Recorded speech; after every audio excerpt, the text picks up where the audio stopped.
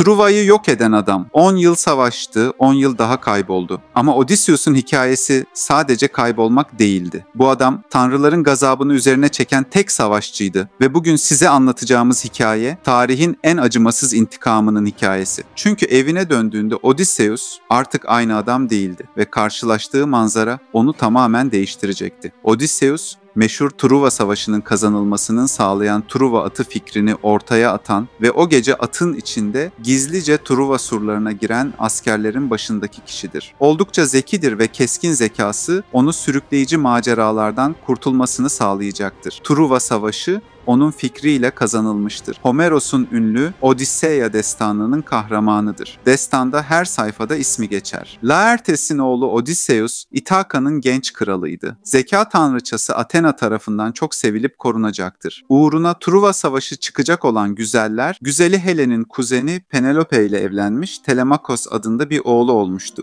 Ama mutlu yaşamı Truva Savaşı ile alt üst oldu. Agamemnon'un askerleri onu almaya geldiğinde savaşa katılmamak için deli taklidi yaptı. Tarlasına tuz ekiyor, sabanına da öküz yerine kendini koşuyordu. Ama askerlerden Palamedes, bebek Telemakos'u sabanın önüne koydu. Odysseus sabanı oğlunun üzerinden çevirince hilesini ele verdi. Çaresizce zırhını giydi ve 10 yıl sürecek savaşa gitti. Ama savaşta 2 büyük günah işledi. İlk günah, Agamemnon'un kızı İfigenya'nın kurban edilmesi için Aşil'i kandırdı. İkinci günah, Truva'yı koruyan kutsal heykel Palladium'u çaldı. Bu günahların cezası çok ağır olacaktı. Truva düştükten sonra kibri onu ele verdi. Gemiye binmeden önce yenilgiye uğrattığı düşmanlarına bağırdı. "Ben Odysseus, Laertes'in oğlu, İthaka kralı, bu zaferi kazanan benim." Bu kibir dolu sözleri denizlerin tanrısı Poseidon'u öfkelendirdi. Ancak Poseidon'u asıl laneti Odysseus'un onun oğluna yapacaklarıyla katlanacaktı. Truva'dan 12 gemi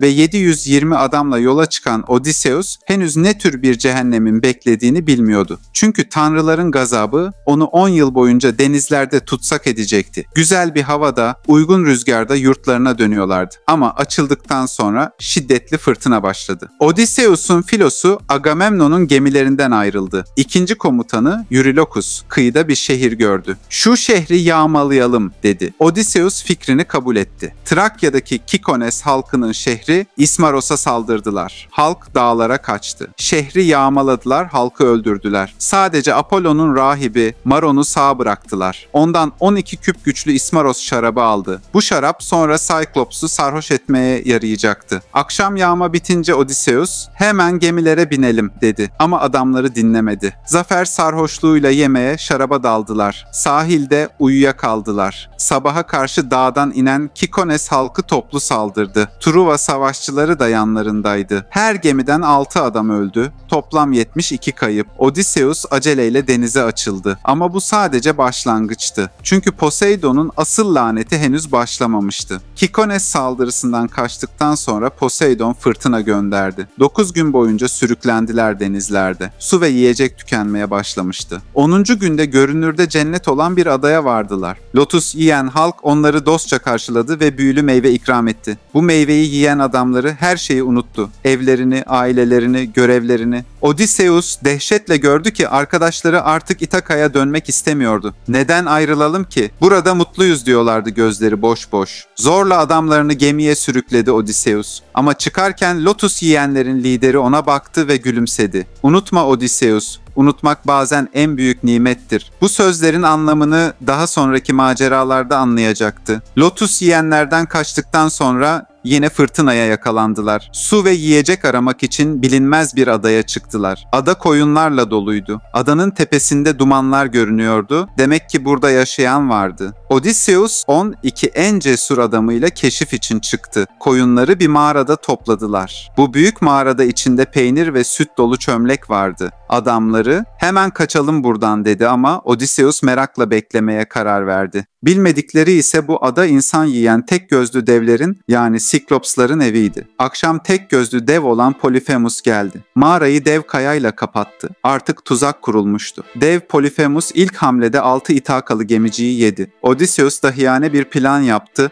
Cyclops'u şarapla sarhoş etti, ona hoş sözler söyledi. Polyphemus ondan hoşlandı ve adını sordu. Odysseus ona benim adım kimse dedi. Dev sarhoş olup uykuya daldıktan sonra kızgın demirle gözünü kör etti. Cyclops kapıyı açtığında arkadaşlarına bağırdı. Kimse beni öldürüyor. Diğer Cyclopslar bu söz üzerine arkadaşlarının delirdiğini düşündüler. Ona yardım etmediler. Odysseus ve adamları koyunların altına gizlenerek kaçtı. Ama gemideyken yine aynı kibirli hatayı yaptı. Ben kimse değilim, ben Odysseus, İthaka kralı. Seni kör eden benim. Polyphemus babası Poseidon'a yakardı. Baba, bu adamı cezalandır. Eğer evine dönecekse tek başına tüm dostlarını kaybetmiş dönüsün. Ve Tanrı bu duayı kabul etti. Odysseus'un gerçek cezası böyle başladı. Cyclops adasından kaçarken şiddetli rüzgarlar başladı. Gemiler dalgalar arasında savruluyordu. Tam umutsuzluğa kapıldıklarında ufukta yüzen gizemli bir ada gördüler. Bu ada rüzgarların tanrısı Aiolos'undu. Aiolos'un yüzen sarayında büyük bir şans yakaladılar. Rüzgarlar tanrısı Odysseus'un hikayesini dinledi ve ona yardım etmek istedi. Ona gemileri İthaka'ya kadar sorunsuz götürecek olan batı rüzgarı hariç diğer tüm rüzgarın hapsolduğu bir torba verdi ve yola çıktılar. Yolculuk harikaydı ancak Odysseus lanetliydi. 9 gün 9 gece Odysseus geminin dümeninde kaldı, göz kırpmadan. İthaka'nın kıyıları görünmüştü artık. Evinin dumanları bile seçiliyordu uzaktan ama o yorgunluktan uykuya daldığında meraklı adamları torbanın içinde altın olduğunu düşünerek açtı. Tüm kötü rüzgarlar çıktı, fırtına koptu, gemi Aiolos'un adasına geri sürüklendi. Rüzgar tanrısı Aiolos ikinci kez gelen Odysseus ve adamlarının üzerinde lanet olduğunu anladı ve kovdu. Tanrıların laneti üzerinde olan birine yardım edemem dedi. Eve bir günlük mesafedeyken tekrar başa döndüler. Odysseus o gece anladı. Bu sadece şanssızlık değildi. Aiolos'tan kovulduktan sonra 6 gün yelkensiz kürek çektiler. Yorgunluktan bitkin haldeyken yüksek kayalıklarla çevrili güzel bir liman buldular. Odysseus şüphelendi ve gemisini liman dışında demirledi. Ama diğer 11 gemi kaptanı limana girdi. Keşif için 3 adam gönderildi. Gittikleri yerde dev bir kadınla karşılaştılar. Kadın onları Kral Antifates'e götürdü. Ama kral da devdi ve insan yiyiciydi. Dev Laestrygонlar gemileri kayalarla bombardıman ettiler. Kıyıdan attıkları taşlarla 11 gemi parçalandı.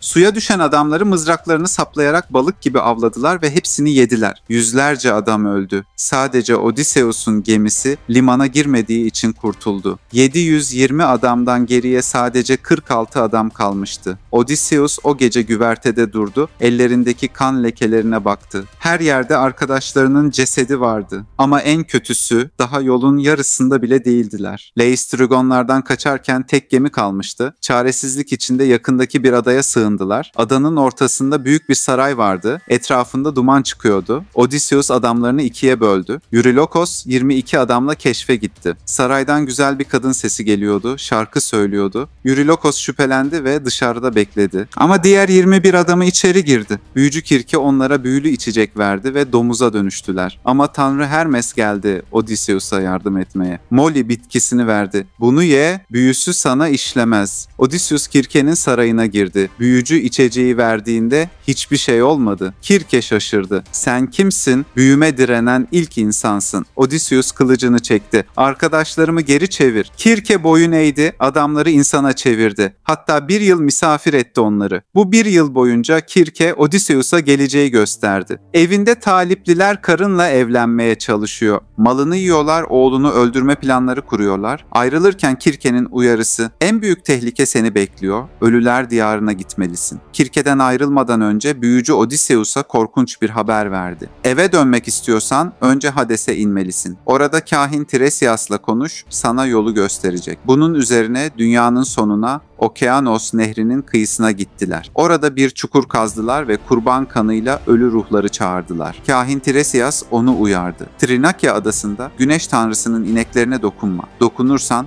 tek başına döneceksin. Annesinin ruhu Antikleia ile karşılaştı. Oğlum, ben senin dönüşünü beklerken öldüm. Karın Penelope hala seni bekliyor ama talipliler onu zorluyor. En acısı Truva'da ölen arkadaşları Aşil ve Ajax'la görüşmesiydi. Akilles ona dedi, ölümü seç Odysseus. Yaşamak bu kadar acı veriyorsa bizimle gel. Ama Odysseus reddetti. Çünkü biliyordu. Penelope onu bekliyordu. Tekrar denizlere açıldılar. Sayrenlerin adasına yaklaşırken Odysseus adamlarının kulaklarını mumla tıkattı ama ama kendi kulaklarını açık bıraktı. Direğe bağlanmasını istedi. Çünkü Kirke onu uyarmıştı. Sirenlerin şarkısını duyan erkeklerin onlara doğru giderek sonu ölümle biten bir büyüye kapılacaklarını biliyordu. Sirenlerin şarkısı başladığında Odysseus çıldırıyordu. Şarkıda gelecekteki zaferi anlatıyorlardı. "Gel Odysseus, biz senin İtaka'daki zaferini şarkıya döktük. Talipleri nasıl öldürdüğünü, tahtını nasıl geri aldığını biliyoruz." Odysseus bağları kopartmaya çalıştı, arkadaşlarına yalvardı. "Beni çözün, zaferimi duymak istiyorum." Ama adamları onu daha sıkı bağladı. Adayı geçene kadar beklediler. Şarkıyı duyan Odysseus biliyordu artık. Evine döndüğünde savaşacaktı. Sirenlerin adasını tehlikesizce geçen Odysseus, kahin Tiresias'ın tavsiyesiyle ilerlediğinde bir yol ayrımına geldi.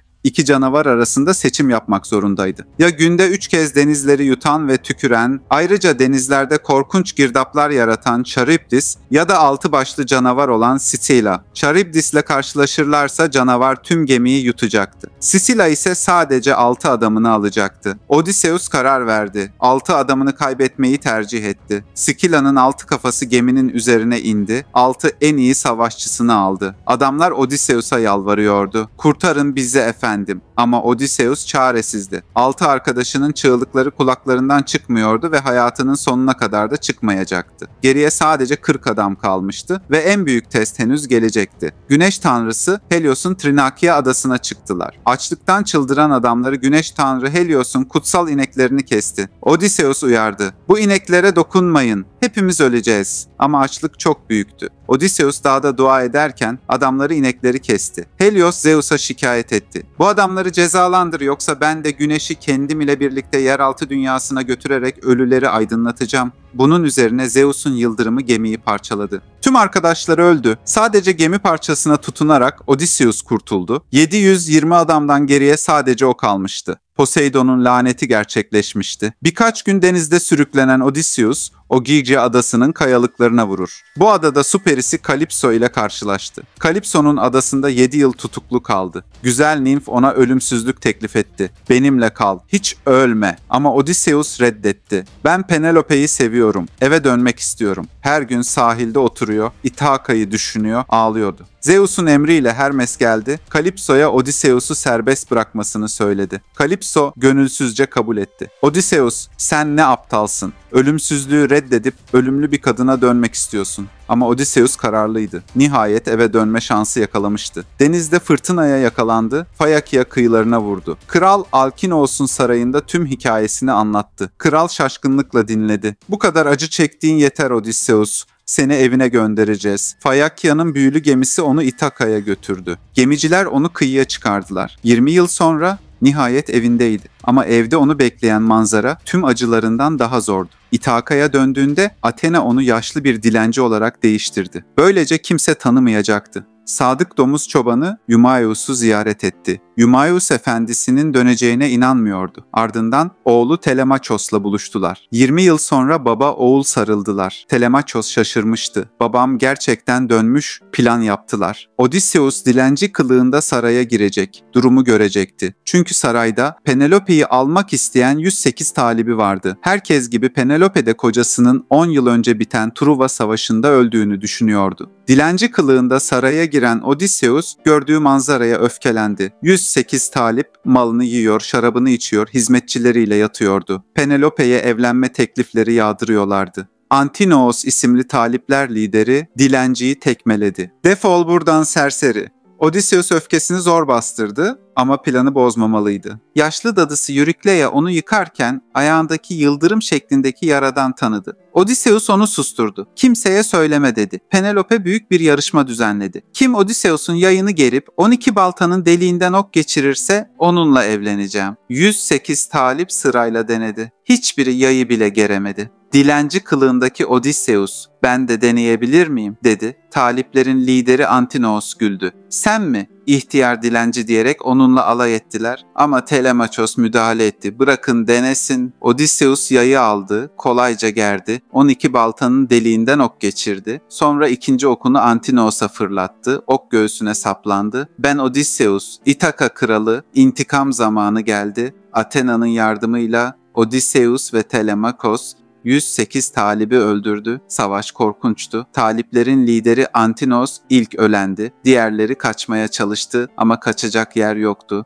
Sadık hizmetçiler Odysseus'a yardım etti. Hain hizmetçiler de taliplerle birlikte öldürüldü. Saray kan gölüne döndü. 20 yıllık öfke tek gecede patladı ama Odysseus'un işi henüz bitmemişti. En önemli sınav kalmıştı. Penelope şüpheyle bakıyordu kocasına. 20 yıl çok uzun zamandı. Sen gerçekten Odysseus musun? Kanıtla. Odysseus kızdı. 20 yıl seni bekledim. Şimdi de benden kanıt istiyorsun. Penelope hizmetçilere, efendimin yatağını dışarı çıkarın dedi. Odysseus öfkelendi. Yatak çıkarılır mı? Ben o yatağı kendi ellerimle yaşayan zeytin ağacının gövdesinden oydum. Ağacın kökleri hala yerinde. Bu sırrı sadece Odysseus bilirdi. Penelope koşup kocasının boynuna sarıldı. Affet beni ama emin olmak zorundaydım. 20 yıl sonra nihayet kavuştular. Ertesi gün taliplerin aileleri intikam almaya geldi. Ama Zeus'un emriyle Athena araya girdi ve yeter kan dökülmesi sona ersin dedi. Odysseus evine döndü, adaleti sağladı, barış yapıldı. Odysseus tahtına oturdu. Akşam Penelope ile konuşurken karısı sordu. Neler yaşadın bu 20 yılda? Odysseus tüm maceralarını anlattı. Cyclops'u, Sirenleri, Kirke'yi, Ölüler Diyarını. Penelope şaşkınlıkla dinledi.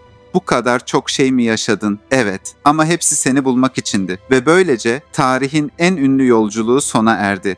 10 yıl savaş, 10 yıl yolculuk, 20 yıl ayrılık son bulmuştu.